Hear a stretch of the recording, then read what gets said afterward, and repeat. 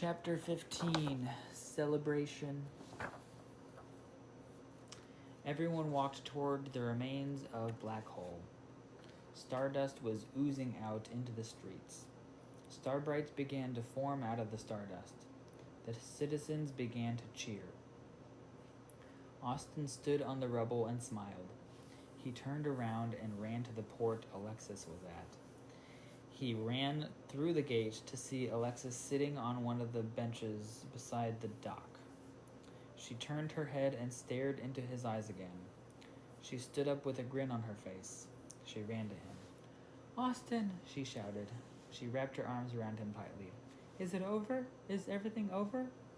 "Yes, he's dead. Black Hole is dead," Austin said triumphantly. Austin? A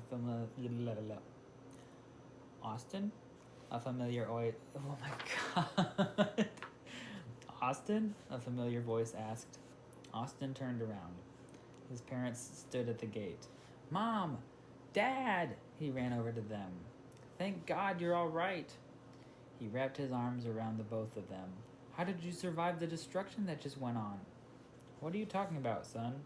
Mr. Oxley asked him. "At the Independence Day celebration, the big thing that went on." "Is that why there is a bunch of stardust everywhere? And what happened to the clock tower?" "You mean you didn't see what happened?" Austin asked. "No. We just arrived for the celebration. We were running late. Your mother had a doctor's appointment." "Well, thank God." He wrapped his arms around them again. "So what happened to the celebration?" Jeffrey asked. "I'll explain everything later." Alexis walked over to them. Alexis walked over to them. "Austin just saved the whole Starshine Nation." "Well, not exactly," Austin denied.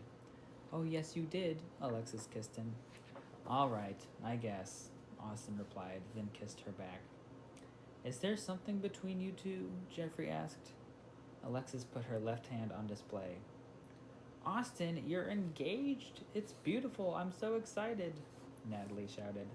She held Alexis's hand and stared in awe at the ring on her finger. "Oh my God, this is wonderful." She put her arms around Alexis and then Austin. "I never thought I'd see the day, son. At least not this soon."